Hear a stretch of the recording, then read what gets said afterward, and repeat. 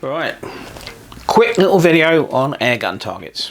Now there are loads and loads of airgun targets out there for you to buy and purchase, and I in fact do buy some, but I like making them, and you can have a lot of fun making your own airgun targets. It's your imagination is all that limits you. Now the ones I buy, you've seen certainly one lot in the videos I've done on air pistols. Yeah, you'll have seen these before. These are the Birchwood Casey Shoot and See targets, which are really good for shooting video because they show up really, really well on camera when you actually hit the target. So yes, so those I do buy.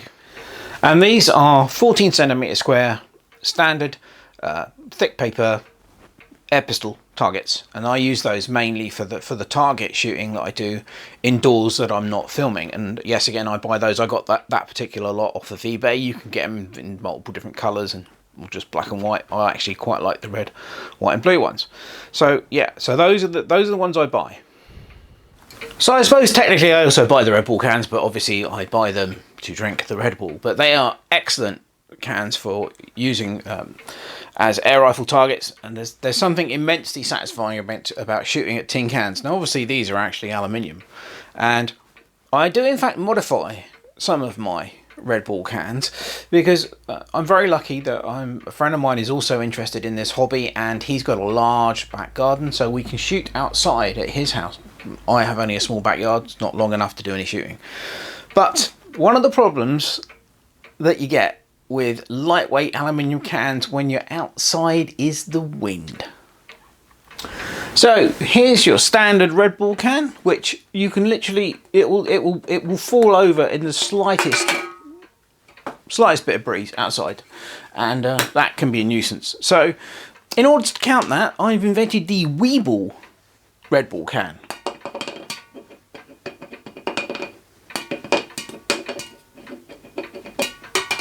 Which will go over, but the wind won't knock it over, which is ideal for outside shooting.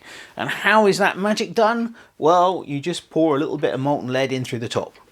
It only requires a little bit, and it's just enough to keep it upright so that the wind won't blow it over. But yes, Red Bull cans, excellent airgun targets. So these are the two targets that I've made. The one at the back, which we'll look at in a minute, is a steel plate, basically gong type target, which I've literally just finished. That hasn't actually been fired at yet. But we'll start off with the spoons one. Very, very simple construction. Just some old teaspoons I had lying around that I never use. And basically what I did, close in on it a bit, you can have a look.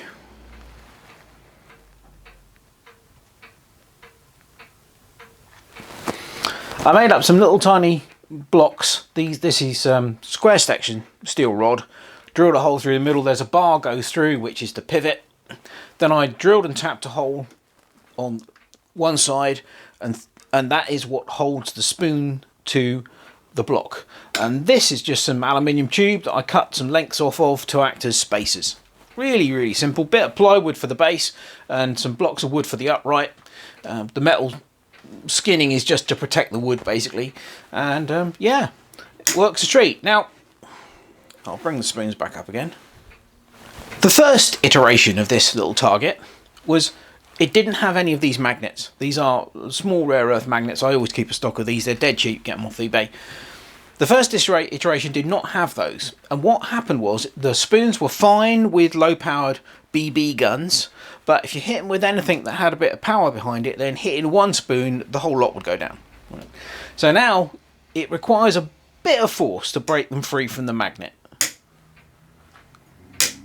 But even the low power BB guns have got enough power to do that. So, and generally what happens is you just knock one spoon down at a time. So yeah, as I said, the whole point about this is, you can do whatever you like. Now, this was actually inspired by another spoon target that my friend had made, and he had the spoons the other way up, and he was using dessert spoons.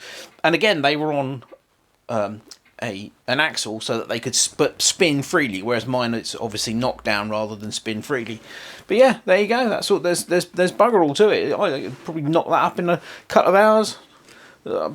Probably drilling out the steel blocks was probably that took the longest, but yeah, it works a treat. It's great, and it's great fun. You know, it's like something you've made yourself.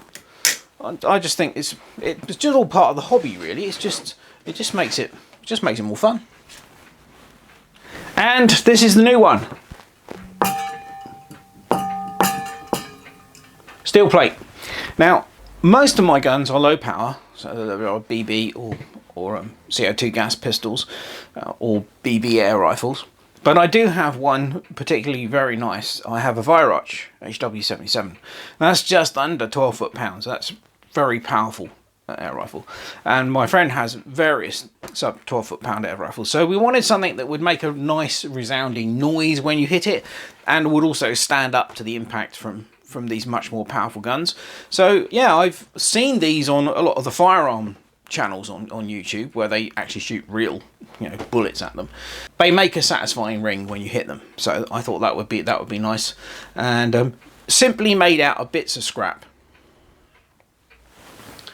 There's just some scrap wood that I had in my bin, my scrap bin, and you know, literally that's all there is to it. Some chain. I did buy the metal plate. I bought that off of eBay, but that wasn't very expensive.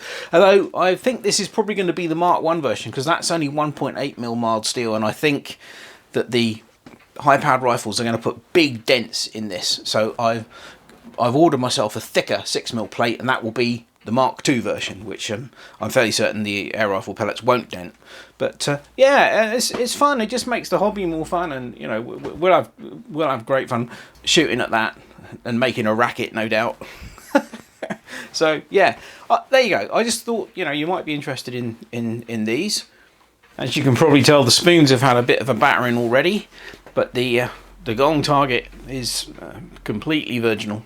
It's not been fired at yet, so hopefully, if the weather stays nice, maybe next week we'll get out there and we'll give that one a go. Well, I was going to end the video there, but in the last couple of days I've kind of got bitten by the airgun target bug. And I produced this monstrosity.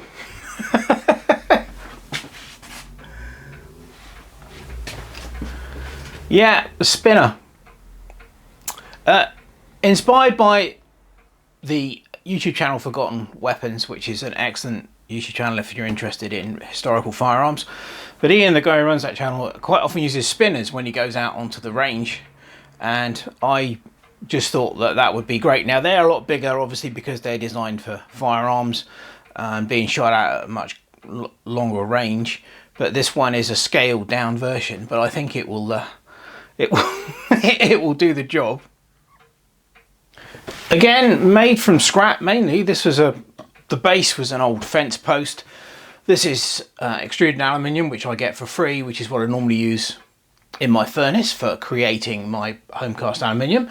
This centerpiece here, this is a bit of my home cast aluminium. This was a rod which I found in my bar stock, which was threaded at both ends at 8mm. So I cut it in half to make the two support rods for the target plates. The target plates are actually top and bottom covers from an old hard drive. I got a load of old hard drives that were completely knackered years ago, stripped them down for the aluminium chassis, but I kept the other parts, figured they'd come in handy. I think they're stainless steel. I think they'll make excellent target paddles. Another bit of 5/16 steel rod across the top, which was in my bar stock repository, and I made up a couple of collars just to hold it in place on the lathe. Turned out some scrap brass that I had. So yeah, haven't tried it yet, but I'm sure it will be a good one. It spins fairly freely.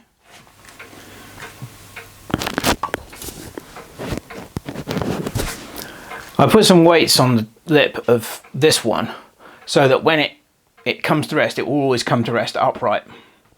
But yeah, I think that's going to be a lot of fun. so I can't wait to get outside and try that one. Well, there you go. That's my small collection of homemade airgun targets. I hope that I've showed that you don't need to spend a lot of money on commercial targets. You can make your own out of what you've got lying around. And not only that, it's fun. It's great. I enjoyed making all these targets, and I'm going to very much enjoy using them, you know, from the old gong to the spoons, to the spinner. So yeah, as always, thanks for watching. Hope you found this useful and informative. See you in the next one. Cheers.